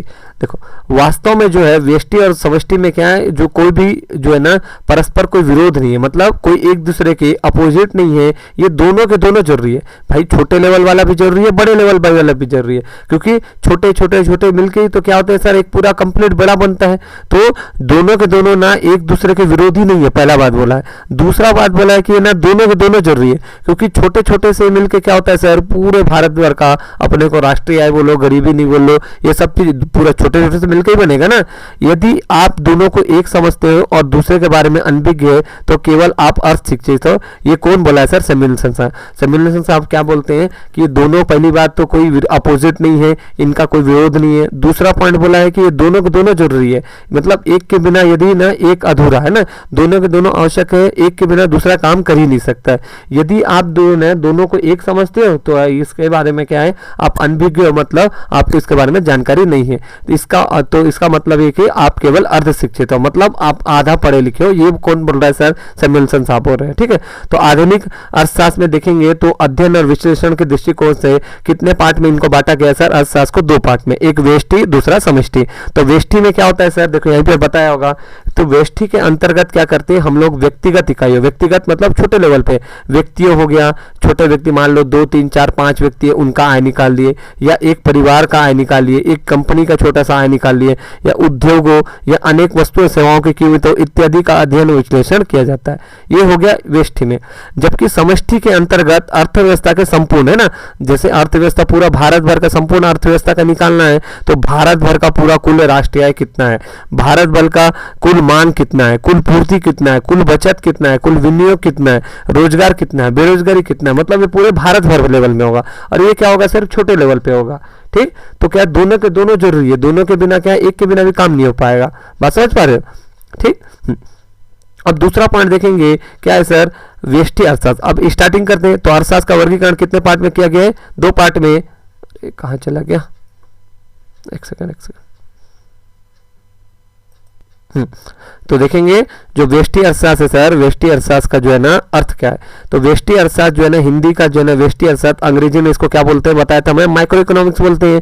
ये ग्रीक भाषा के शब्द माइक्रो से मिलकर बना हुआ ना, तो इसका मतलब ही क्या होता है सर, छोटा। व्यष्टि अर्थशास्त्र में जो है अर्थव्यवस्था की छोटी छोटी इकाइयां, मैं बताया था ना, छोटे छोटे लेवल पे काम करते हैं, सूक्ष्म शहरों का अध्ययन करते हैं, छोटी छोटी इकाइयों को सम्मिलित किया जाता है, जिसमें एक कोई उपभोक्ता या कंज्यूमर हो गए, एक उत्पादक हो गया, एक फर्म हो गया, एक उद्योग, ऐसी चीजों का इसमें अध्ययन किया जाता है। ठीक, तो व्यष्टि अर्थशास्त्र का जो क्षेत्रीय शहर छोटा होता है, इसमें एक उत्पादक, एक उपभोक्ता, है ना, एक परिवार, एक फर्म, ऐसी चीज, एक बाजार आदि का अध्ययन किया जाता है। दूसरे शब्दों में व्यष्टि अर्थशास्त्र में व्यक्तिगत इकाइयां, इंडिविजुअल, है ना, अलग अलग युगों का यूनिट का अध्ययन किया जाता है। जैसे मान लो ए का परिवार है, बी का परिवार है, सी का परिवार है, तो हम लोग को ए का परिवार का आय निकालना अलग पड़ेगा, बी का अलग निकालना पड़ेगा, सी का अलग। तो मतलब यहाँ पर छोटे छोटे लेवल पे काम होता है। ठीक है, तो बोल्डिंग साहब क्या बोलते हैं, व्यष्टि अर्थशास्त्र विशिष्ट फर्मों, विशिष्ट परिवारों, व्यक्तिगत कीमतों, मजदूरियों, आयों, विशिष्ट उद्योगों का अध्ययन, है ना, कुछ नहीं है, बस वही बात बोल सकते हैं कि इसमें जो है ना छोटे लेवल पे एक फर्म, छोटे उपभोक्ता, छोटे उत्पादक, है ना, छोटा बाजार, इन सब का जो है ना अध्ययन किया जाता है। तो व्यष्टि अर्थशास्त्र की क्या क्या विशेषता है सर, पहली बात है ना सर, ये व्यक्तिगत इकाई है ना, व्यक्तिक है ना, व्यक्तिगत नहीं, व्यक्तिक मतलब एक इंडिविजुअली का मतलब हर किसी अलग अलग का आपको अध्ययन करना पड़ेगा। जैसे मैं बताया ना कि एक मोहल्ला में मान लो 10 परिवार है, तो 10 परिवारों का आपको कुल आय नहीं निकालना जरूरत है, आपको हर एक परिवार का अलग अलग निकालना पड़ेगा। तभी क्या होगा सर, एक एक का निकाल के क्या करोगे, सबका जोड़ लगाओगे। तो व्यक्तिक का मतलब होता है सर, हर एक इकाई का आपको अलग अलग अध्ययन करना पड़ेगा। तो व्यक्तिक इकाइयों का अध्ययन मतलब यह व्यक्तिक इकाइयों का अध्ययन करता है, इसमें जो है ना हर एक व्यक्ति की आय, फिर उसके बाद पूरे परिवार की आय, फिर उसके बाद मोहल्ला की आय, वैसे एक व्यक्ति का उत्पादन, फिर उसका कंपनी का उत्पादन, फिर उसके बाद शहर का उत्पादन, फिर जिला, फिर राज्य का उत्पादन होता है। ठीक, फिर दूसरा पॉइंट है सर सूक्ष्म चरों का अध्ययन। तो बताया ना, सूक्ष्म का मतलब होता है सर छोटा, और चर का मतलब होता है वेरिएबल। तो यहाँ पर जो है छोटे छोटे चरों का अध्ययन करते हैं, बताया था ना, एक उत्पादक, एक फर्म, एक परिवार, ऐसे करके। तो इन चरों का प्रभाव इतना कम होता है कि इनके परिवर्तन का प्रभाव संपूर्ण अर्थव्यवस्था पर नहीं पड़ता। जैसे मान लो जैसे मान लो छत्तीसगढ़ भर में जो है ना मान लो कि जैसे 1000 किलो है ना टमाटर बिकता है। कितना बिकता है सर? 1000 किलो। और जैसे कोई सा मान लो ए नाम का गांव है, उसमें ना सिर्फ है ना 5 किलो टमाटर बिकता है। कितना बिकता है? 5 किलो। और 1000 किलो बेचने वाले जो है ना पूरे छत्तीसगढ़ में, इसका रेट रखे मान लो 40 रुपया। और 5 किलो वाला जो है ना सिर्फ एक शहर का है, उसमें मान लो उसका रेट रख दिया 60 रुपया। तो 60 रुपये के हिसाब से हम लोग ना 5 किलो बेचेंगे भी ना, तो 1000 किलो वाले पे कोई प्रभाव नहीं पड़ेगा, क्योंकि ये क्या है सर, एक पिद्दू सा है, छोटू सा है, ये इस पर 5 किलो 1000 पर क्या ज़्यादा प्रभाव पड़ेगा। तो वही बात बताना चाह रहा है कि छोटे छोटे चरों का अध्ययन किया जाता है, इन चरों का प्रभाव इतना कम होता है कि परिवर्तनों का संपूर्ण अर्थव्यवस्था पर कोई भी प्रभाव नहीं पड़ता है। देखो हमारे जगदलपुर का संजय मार्केट में जो है ना क्या प्रभाव पड़ रहा है सर, उसके पूरे भारत में ना कोई भी उसका कोई अहमियत ही नहीं है, क्योंकि एकदम छोटा सा चीनी सा बारीक पॉइंट है। इसके कुछ भी चेंज हो जाने से, बढ़ने से, कम होने से पूरे की भारत की अर्थव्यवस्था पे कोई भी प्रभाव नहीं पड़ेगा। तो पहला पॉइंट बताया व्यक्ति की इकाइयों का अध्ययन है, दूसरा पॉइंट है सूक्ष्म चरों का अध्ययन, तीसरा पॉइंट है सर व्यक्तिक मूल्य निर्धारण, है ना। तो यहाँ पर जो है छोटे लेवल पे किया जाता है और कीमत सिद्धांत होता है। देखो पहली बात याद रखना, व्यष्टि अर्थशास्त्र को कीमत और मूल्य सिद्धांत के नाम से बुलाते हैं। इसके अंतर्गत क्या होता है सर, पूरे के पूरे जो है ना मांग पूर्ति की घटनाओं का अध्ययन किया जाता है। इसके साथ साथ मांग और पूर्ति के द्वारा विभिन्न वस्तुओं के व्यक्तिक मूल्य का निर्धारण किया जाता है ना, कि हर एक व्यक्ति जो है ना कौन से मूल्य पर खरीदने के लिए तैयार है, कौन से मूल्य पर बेचने को तैयार है, बल्कि इसका निर्धारण किया जाता है। चौथा जो है सर पूर्ण रोजगार की मान्यता, यह व्यष्टि अर्थशास्त्र का अध्ययन करते हैं, पूर्ण रोजगार की मान्यता को लेकर चला जाता है। देखो क्या होता है सर पूर्ण रोजगार। पूर्ण रोजगार का मतलब ये है, जैसे मान लो एक गांव है, उसमें 100 लोग रहते हैं। अब ये मानता है कि ना पूर्ण रोजगार का सिद्धांत कि 100 लोग है ना एक गांव में रहते हैं ना, तो ये मानता है कि ना 100 के 100 लोग को है ना, सभी लोग को है ना काम मिलेगा। लेकिन क्या ऐसा संभव है क्या कि जितने लोग हैं गाँव में सभी लोग को रोजगार मिले? ऐसा नहीं है सर। तो ये जो है व्यष्टि अर्थशास्त्र सर ये उस जगह मान्यता रखता है जहाँ पर पूर्ण रोजगार है, मतलब सभी लोग को लगभग जो है ना काम धंधा मिला हुआ है। लेकिन व्यवहारिक जीवन में तो ऐसा नहीं है, कि कई लोग तो खाली बैठ जाते हैं, कई लोग काम जाने नहीं पसंद करते हैं। तो ये जो है पूर्ण रोजगार को मान्यता प्रदान करता है। ठीक, उसके बाद देखोगे व्यष्टि अर्थशास्त्र का क्षेत्र क्या है ना, इसका एरिया कहां पर है, जो है ना स्कोप कहां पर है। ठीक, पहला पॉइंट देखोगे व्यष्टि अर्थशास्त्र का जो है ना क्षेत्र क्या बोला है सर, उपभोक्ता व्यवहार सिद्धांत या मांग का सिद्धांत। उपभोक्ता व्यवहार सिद्धांत या मांग का सिद्धांत क्या बोलता है सर, उपभोक्ता व्यवहार सिद्धांत मांग सिद्धांत बोलता है। इस सिद्धांत में यह अध्ययन किया जाता है कि उपभोक्ता द्वारा अपनी संतुष्टि को अधिकतम करने के लिए अपनी आय को विभिन्न प्रयोग में से किस प्रकार आवंटित करता है। जैसे मान लो ए है ना, ए के पास है ना 100 रुपए, क्या है सर 100 रुपए। अब है ना वो 100 रुपए को किस किस प्रकार खर्चा करना चाहेगा। जैसे मान लो उसके पास कॉपी नहीं है, तो वो मान लो कॉपी खरीद लिया 30 रुपए का। उसके बाद जो है ना पेन नहीं है, तो पेन खरीद लिया मान लो 10 रुपए का। उसके बाद है ना देखो 100 रुपए में कॉपी खरीद लिया, पेन खरीद लिया 10 का। अब बोला कि चलो यार मैं 30 रुपए का कॉपी खरीद लिया, 10 रुपए का पेन खरीद लिया, अभी भी मेरे पास 60 रुपए बचा है। तो वो क्या करेगा सर, बढ़िया सा वो डोसा खाने चले जाएगा ना, डोसा खाने चले जाएगा, और जो है वो जो है ना क्या करेगा सर 60 रुपए वहां पर खर्चा कर देगा डोसा इडली खा के। बात समझ पा रहे हो। तो यहाँ पर क्या होता है सर, उपभोक्ता जो है अपने पास जो पैसा रहता है वो आय को किस मद में कितने कितने प्रकार से खर्चा करना चाह रहा है, ये सर उपभोक्ता व्यवहार सिद्धांत बताता है। दूसरा है सर उत्पादक व्यवहार सिद्धांत। उत्पादक व्यवहार सिद्धांत में यह बताया जाता है कि उत्पादक अपने लाभ को अधिकतम करने हेतु यह निर्णय लेता है कि उसे किस वस्तु का उत्पादन कितनी मात्रा में करना है। यह सिद्धांत मूल्य और पूर्ति पर केंद्रित होता है। पहला वाला उपभोक्ता वाला किस पर केंद्रित रहता है सर, आय पर केंद्रित रहता है। दूसरा वाला मूल्य और पूर्ति पर। देखो उत्पादक का मतलब क्या होता है सर, उत्पादक का मतलब जो किसी सामान को तैयार करता है या करवाता है उसी को बोलते हैं उत्पादक। जैसे मान लो रेनॉल्ड्स पेन है, तो रेनॉल्ड्स पेन को बनाने वाला कोई ना कोई मालिक होगा ना, तो उन लोगों को बनाने वाले को क्या बोलेंगे, उत्पादक बोलेंगे। ठीक है, तो उत्पादक क्या होता है सर, अब देखो उसके पास है ना मतलब सामान बनाने के लिए तो बहुत सारे बिजनेस है, लेकिन वो कौन से बिजनेस में ज्यादा लगाना चाह रहा है। हो सकता है कि पेन का बिजनेस ज्यादा करे, कॉपी का कम करे, हो सकता है कि कॉपी का ज्यादा करे, पेन का कम करे। तो ये उसके ऊपर निर्भर करता है कि उसको सबसे ज्यादा लाभ किस में मिल रहा है। तो उसके पास जिसमें सबसे ज्यादा लाभ मिलेगा, उसको अपना जितना अनुभव रहेगा उस हिसाब से वो डिसाइड करेगा कि भाई मेरे को किस जगह लगाना है और किस जगह नहीं। तीसरा है सर कीमत सिद्धांत। तो कीमत सिद्धांत में यह अध्ययन किया जाता है कि विभिन्न बाजारों में विशेष वस्तु की कीमत किस प्रकार निर्भर होगी। जैसे मान लो आपके घर जो है ना, जो भी शहर में रहते होगे तो वहाँ देखे होगे एक सबसे बड़ा मार्केट रहता है और एक दूसरा मार्केट रहता है थोड़ा उससे छोटा, और एक मार्केट रहता है अपने घर के आसपास वाला। तो देखे होगे कि घर के आसपास वाला जो कीमत क्या रहेगा सर, ज़्यादा रहेगा, उससे थोड़ा बड़ा वाला में थोड़ा कम रहेगा, और सबसे बड़े वाला में क्या होगा सर, कम रहेगा। तो ये जो है बाजार के आधार पर निर्धारित किया जाता है कि किस वस्तु की कीमत किस प्रकार होगी। चौथा है सर उत्पादन का सिद्धांत। तो उत्पादन का सिद्धांत जो है इसमें यह अध्ययन किया जाता है कि उत्पादन है, तो उत्पादन के साधन क्या क्या होते हैं सर, उत्पादन के साधन याद रखना, अच्छे से याद रखना ना। देखो उत्पादन के जो साधन क्या क्या होते हैं, है ना, उत्पादन के साधन है ना, उत्पादन के साधन मतलब, साधन का मतलब क्या होता है सर, जिसके बिना काम होता है ना, जिसके साथ जो है ना काम होता है। तो उत्पादन सर कैसे होगा, जैसे मान लो मेरे को एक पेन फैक्ट्री डालना है, पेन बनाने का फैक्ट्री डालना है, तो मेरे को सबसे पहले क्या चाहिए रहेगा सर, एक जमीन चाहिए रहेगा, इसके लिए भूमि चाहिए रहेगा। उसके बाद पेन बनाने, क्या जमीन अपने आप बना देगा, नहीं सर, पेन बनाने की भूमि ले लिए, जमीन ले लिए, घर ले लिए, उसके बाद हम लोग को काम करने वाले क्या चाहिए रहेंगे सर, मजदूर चाहिए रहेंगे, क्या रहेंगे, मजदूर चाहिए रहेंगे। अच्छा जमीन मिल गया, मजदूर मिल गया, क्या बन जाएगा, नहीं चलेगा सर। उसके बाद हमको क्या चाहिए रहेगा सर, पूंजी चाहिए रहेगा, पैसा बिना का काम होगा सर, नहीं होगा। उसके बाद जो है चौथा पॉइंट है सर उद्यमी। उद्यमी मतलब जिसको करने वाला कोई ना कोई व्यक्ति होना चाहिए ना, कोई ना कोई उसका मालिक होना चाहिए, उत्पादक होना चाहिए, उद्यमी। और पांचवा बोल सकते हैं एक तरीके से साहस। साहस का मतलब होता है सर जोखिम लेने का, कि मान लो पेन कंपनी नहीं चला तो कोई ना कोई जोखिम लेने वाला होना चाहिए। तो उत्पादन के मेन जो चार साधन है सर, सबसे पहला भूमि है, दूसरा है बाजार मजदूर, और तीसरा है पूंजी, चौथा है उद्यमी। तो उत्पादन का सिद्धांत क्या बोलता है कि इसमें अध्ययन किया जाता है कि उत्पादन अपने मुख्य साधनों भूमि, श्रम, पूंजी, उद्यमी का एक विशेष उत्पादन में न्यूनतम लागत पर अधिकतम उत्पादन किस प्रकार करे। तो देखो क्या होता है, कोई भी देखना, यदि ना तुम लोग होलसेल दुकान जाओगे ना तो वहां पर है ना आपको कोई भी सामान का कीमत है ना कम मिलेगा, लेकिन है ना आसपास की चिल्लर दुकान में जाओगे ना वही चीज है ना, वही उसका रेट है ना क्या होगा सर, ज्यादा रहेगा। कारण क्या रहता है सर, कि जो उत्पादक है या बड़े व्यापारी है ना, उन लोग है ना वो चीजों को बड़े लेवल पे खरीदते हैं ना, ज्यादा मात्रा में खरीदते हैं, तो क्या होता है सर, उनको रेट कम पड़ता है। लेकिन जो चिल्लर व्यापारी कहते हैं, फुटकर व्यापारी, वो क्या करते हैं सर, कम मात्रा में खरीदते हैं, तो उसका रेट को क्या करते हैं, ऑटोमेटिक बढ़ा के बेचते हैं फिर। ठीक। पांचवा पॉइंट है सर साधन कीमत का सिद्धांत। तो साधन कीमत का सिद्धांत में यह अध्ययन किया जाता है कि अर्थशास्त्र के विभिन्न उत्पादन के साधनों जैसे भूमि, मजदूरी, पूंजी, उद्यम की कीमतों को निर्धारित करने का विश्लेषण किया जाता है ना, कि इसमें कौन सा चीज कब बढ़ेगा, कौन सा चीज कम होगा, तो इसका पूरा अध्ययन किया जाता है। तो व्यष्टि अर्थशास्त्र के क्षेत्र घटक कौन कौन से है सर, पहला उपभोक्ता, कि उपभोक्ता अपनी आय को किस प्रकार और किस एरिया में खर्चा करेगा। दूसरा है सर उत्पादक। उत्पादक जो है ना अपने जो है ना पूरे संसाधन वगैरह बुद्धि बुद्धि लगा के वो कौन सी चीजों को उत्पादन करना चाहेगा जिसमें अधिक से अधिक लाभ हो।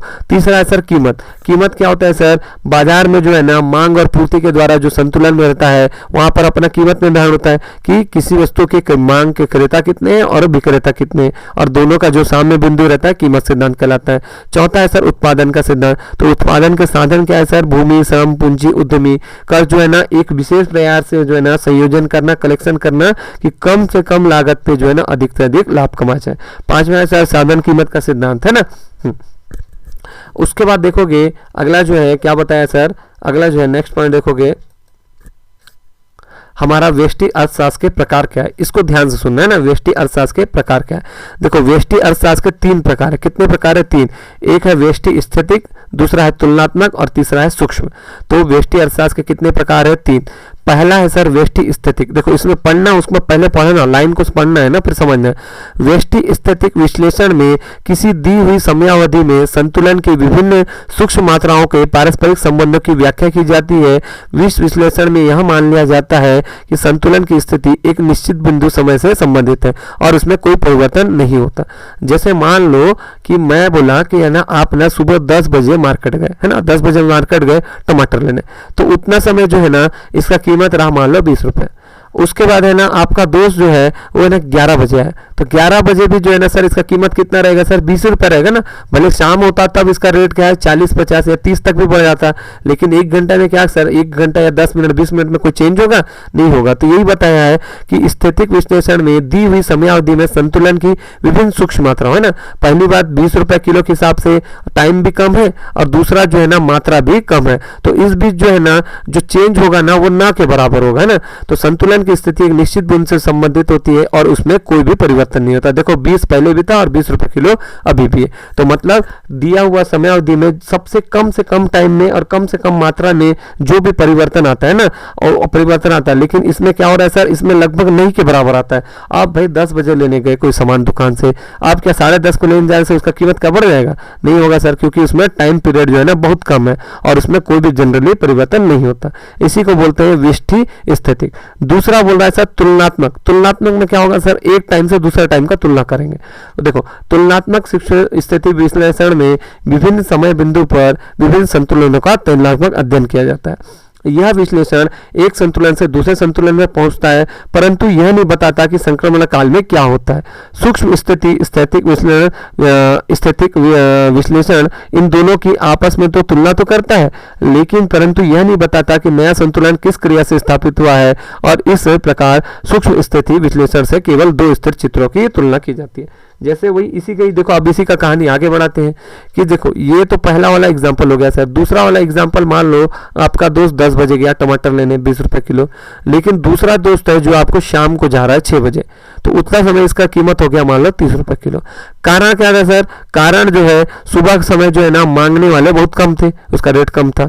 शाम को जाते जाते जो है ना, जब सब लोग ना फ्री हो गए, बढ़िया शाम हुआ, सब लोग घूमते घूमते जो है ना बाजार से खरीदने गए, सब्जी खरीदने, तो यहाँ पर किलो कितना चल रहा है सर? 30। तो क्या हो गया सर, मांग में परिवर्तन हुआ। तो एक समय से दूसरे समय में क्या हो रहा है सर, समय के परिवर्तन से क्या हो रहा है सर, उनके मूल्य में भी वृद्धि हो रहा है। तो इसी को बोलते हैं सर तुलनात्मक। लेकिन किस वजह से हुआ सर, इतने छोटे समय में हम लोग नहीं बता सकते। वो क्या हुआ सर, जो बाजार में जो है ना सामान बेचने वाले, उन लोग देखे कि भाई मांगने वाले अभी ज्यादा आ रहे हैं, तो ज्यादा आ रहे हैं तो क्या कर दो सर, रेट बढ़ा कर दो। तो ये होता है सर तुलनात्मक सूक्ष्म स्थिति। तीसरा है सर सूक्ष्म प्रौद्योगिकी।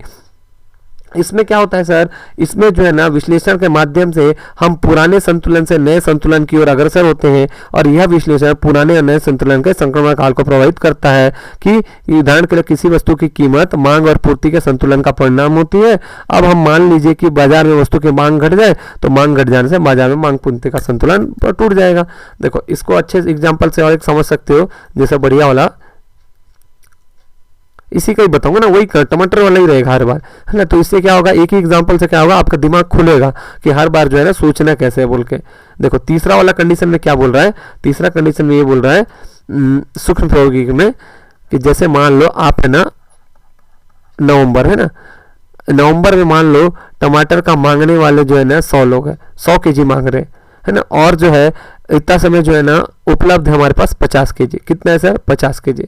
तो क्या हो रहा है, मांगने वाले कितने हैं, 100 है, कितना हमारे पास 50। तो क्या होगा सर, रेट बढ़ेगा कम होगा, बढ़ेगा नहीं भाई, सामान कम है मांगने वाले ज़्यादा है तो रेट बढ़ेगा। लेकिन मान लो अभी जो है ना 4 महीने के बाद है, मांगने वाले हैं 50 और हमारे पास है 200, तो क्या होगा सर, यहाँ पर मांगने वाले कम है और उपलब्ध कितना है सर, 200 है, मतलब 150 किलो ज़्यादा है, तो यहाँ पर रेट क्या होगा, ऑटोमेटिक कम होगा। तो अब हम लोग है ना कैसे पता लगाएं कि है ना ये दोनों में इतना बड़ा चेंजेस कैसे आया। तो देखो यहाँ पर मान लो कीमत रहा होगा 50 रुपया और यहाँ पर कीमत आ गया सर 10 रुपया, ठीक। तो देखो 50 रुपये से सर इस बार 10 कैसे हो गया। तो इसमें हम लोग है ना पता लगाएंगे कि जो है ना पहले वाले कंडीशन में जो है ना मांगने वाले बहुत कम थे, सॉरी मांगने वाले बहुत ज़्यादा थे और पूर्ति बहुत कम था। दूसरे वाले कंडीशन में मांगने वाले बहुत कम थे और पूर्ति बहुत ज़्यादा था, मतलब 50 मांग रहे 200 था। तो सोचो क्या हो गया सर, डिमांड कम हो गया ना, पूर्ति ज़्यादा हो गया, तो उस वजह से क्या होगा, यहाँ का जो संबंध है वो यहाँ पर फिट नहीं हो पाएगा। तो इसी को बोलते हैं तीसरा है सूक्ष्म प्रौद्योगिकी। बात समझ आ रहा है, एक व्यष्टिकी है जिसमें बहुत कम समय अंतराल में जो है ना चेंजेस को देखा जाता है और इसमें जो परिवर्तन ना के बराबर होता है और इसका कोई गणना भी नहीं करते। तुलनात्मक में क्या होता है सर, एक टाइम से दूसरे टाइम में तुलना करते हैं, लेकिन है ना ये नहीं बताता है कि जो है ना रेट है ना 20 रुपए kg से 30 रुपए हुआ, लेकिन किस वजह से हुआ उसका कारण स्पष्ट नहीं कर पाता है। तीसरा है सर सूक्ष्म प्रौद्योगिकी में, इसमें पता चल जाता है कि नया से पुराना, पुराने से नया में बदला है, किस वजह से हुआ और उसका परिणाम भी जानते हैं कि मांग व पूर्ति का क्या स्थिति रहा बोल के, पहले कैसा कंडीशन रहा और अभी कैसा कंडीशन रहा। अब देखेंगे व्यष्टि अर्थशास्त्र का महत्व क्या है, ठीक। व्यष्टि अर्थशास्त्र का महत्व क्या है। पहली बात तो सर व्यष्टि अर्थशास्त्र जो है संपूर्ण अर्थव्यवस्था के लिए आवश्यक है, क्योंकि क्या होता है सर, देखो हम लोग को ना पूरे जगदलपुर का या पूरे छत्तीसगढ़ का निकालना है, तो क्या होगा सर, उसके लिए पहले हम लोग को छोटे छोटे गांवों का निकालना पड़ेगा, गांव से जिला का निकालना पड़ेगा, जिला से फिर संभाग का, संभाग से क्या निकलेगा सर, राज्य निकलेगा। तो क्या होगा सर, पहला पॉइंट है संपूर्ण अर्थव्यवस्था के लिए आवश्यक है। यदि हम संपूर्ण अर्थव्यवस्था के स्वरूप की जानकारी प्राप्त करना चाहते हैं तो हम लोग को व्यक्तिगत इकाइयों की जानकारी हासिल करना पड़ेगा, क्योंकि व्यक्तिगत इकाइयों की मांग के सहयोग से ही सामूहिक पूर्ति का रूप सामने आता है। वही बताया था मैं कि छोटा छोटा जोड़ते जाओगे तब क्या होगा सर, एक कंप्लीट कॉम्बिनेशन बनेगा। तो ये क्या है, संपूर्ण अर्थव्यवस्था के लिए आवश्यक है। दूसरा, आर्थिक समस्याओं के निर्णय में भी सहायक है ना। तो जितने भी जो है ना आर्थिक लेवल है ना, देखो दो टाइप की क्रियाएं होती हैं, आर्थिक क्रियाएं और एक है अनार्थिक क्रियाएं। देखो आर्थिक में देखना आपको कौन सा शब्द छुपा हुआ है सर, अर्थ, अर्थ प्लस इक हो रहा है। तो अर्थ का मतलब क्या होता है सर, मैं बताया था मुद्रा या पैसा होता है। तो ऐसी क्रिया है जिससे जो है ना हम लोग को करने से मुद्रा प्राप्त होती है, उसी को बोलते हैं आर्थिक क्रिया। जैसे मान लो एक ऑटो वाला है, आपको जैसे कोई एक जगह से दूसरी जगह छोड़ रहा है, तो क्या हो रहा है सर, आपको बदले काम कर रहा है ना आपके लिए, तो एक जगह दूसरे छोड़ना, तो क्या होगा सर, वो पैसा लेगा कि नहीं लेगा ना भाई, 20 रुपये 50 रुपये लेगा। लेकिन मान लो आपको कोई भंडारा खिला रहा है ना, मतलब आपके मोहल्ला वगैरह में भंडारा हो रहा है, तो वहाँ पर भंडारा होने के बाद आपको कुछ कुछ खाने पीने का सामान मिल रहा है, क्या आपसे पैसा लिया जाएगा, नहीं लिया जाएगा। तो आर्थिक समस्या को निर्णय में सहायक क्या होता है सर, व्यष्टि अर्थशास्त्र में जो आर्थिक समस्याओं के निर्णय में सहायक होता है, आर्थिक समस्या का मूल्य का निर्धारण वितरण की समस्या सबसे ज्यादा प्रमुख होती है और उत्पत्ति के प्रत्येक साधन का अधिकाधिक पारिश्रमिक प्राप्त करना चाहता है। इन समस्त समस्याओं का निर्णय के लिए व्यष्टि अर्थशास्त्र उपयोगी है। तीसरा है सर, आर्थिक नीति बनाने में सहायक है। तो गवर्नमेंट जो भी है ना आर्थिक जो कानून बनाते हैं उस पर जो है ना संपूर्ण जो है ना व्यक्तिगत इकाइयों पर कैसा प्रभाव पड़ रहा है, कैसे उनके, देखो अल्टीमेटली जैसे कोई भी सरकार है ना नियम बनाती है तो किसके लिए बनाती है, आम जनता के लिए बनाती है ना। तो आम जनता के ऊपर कैसे प्रभाव पड़ रहा है, वो किस रेट पे खरीदने के लिए तैयार है, किस कीमत से ज्यादा उन लोग खरीद नहीं सकते, ये सब बातों का निर्णय किसमें लेते हैं सर, आर्थिक नीति के निर्धारण में। तो इसके बाद है चौथा, देखोगे चौथा है सर आर्थिक कल्याण की शर्तों का निरीक्षण। तो यहाँ पर क्या होता है सर, इसको बस रटना है ना। तो व्यष्टि अर्थशास्त्र में जो है व्यक्तिगत उपभोग, व्यक्तिगत रहन सहन के स्तर के आदि की जानकारी प्राप्त की जाती है, वही सार्वजनिक व्यय और सार्वजनिक आय के प्रभाव की भी जानकारी प्राप्त की जाती है। फिर व्यक्तिगत इकाइयों के आर्थिक निर्णय में सहायक, क्योंकि देखो क्या होता है सर, सिंगल करते हुए क्या होगा सर, हम पूरे गाँव का निकालेंगे, गाँव से पूरे का जिला निकालेंगे, जिला से राज्य का, राज्य से देश का निकालेंगे। तो व्यक्तिगत आर्थिक निकालने में सहायक है। पांचवा जो है, छठवां जो है व्यक्तिगत इकाइयों का समाधान में भी उपयोगी है ना। तो क्या होता है सर, अब छोटे छोटे लेवल पे जो हम लोग परेशानी को सॉल्व करते जाएंगे तो क्या होगा सर, संपूर्ण जो है अर्थव्यवस्था का परेशानी को धीरे धीरे करते हुए सॉल्व करते जाएंगे। तो व्यष्टि अर्थशास्त्र व्यक्तिगत इकाइयों की समस्या का समाधान में उपयोगी होता है। जहां एक और व्यष्टि अर्थशास्त्र व्यक्तिगत इकाइयों की समस्या का अध्ययन करता है, वही दूसरी ओर इन इकाइयों का समाधान भी करते रहता है। अब क्या हुआ, जैसे मान लो तुम्हारे मोहल्ला में ना किसी के घर में नल नहीं आ रहा है, तो क्या होगा, क्या सभी के घर का नल आके चेक करेंगे, नहीं चेक करेंगे। वो नल वाला आएगा, सिर्फ जिसके यहाँ खराब है उसी के यहाँ आएगा और चेक करेगा भाई, है ना। यदि पंप खराब रहेगा तो पंप करता है, लेकिन क्या हो रहा है सर, सभी के घर में से न होकर सिर्फ एक के घर में हुआ तो उसी का आके चेक करेगा और वहां से जो भी लाइन जाएगा उसको पूरा जाकर ठीक करेगा और उसका समस्या का समाधान कर देगा। ठीक, तो ये हुआ आपका अर्थशास्त्र, अर्थशास्त्र की परिभाषा, उसका डेफिनेशन, अर्थशास्त्र अर्थव्यवस्था में अंतर, अर्थशास्त्र का वर्गीकरण, फिर उसके बाद व्यष्टि अर्थशास्त्र के बारे में बताया, व्यष्टि अर्थशास्त्र के प्रकार, क्षेत्र, घटक, उसके महत्व वगैरह बता दिए। अब जो है हम लोग अगला देखेंगे समष्टि अर्थशास्त्र।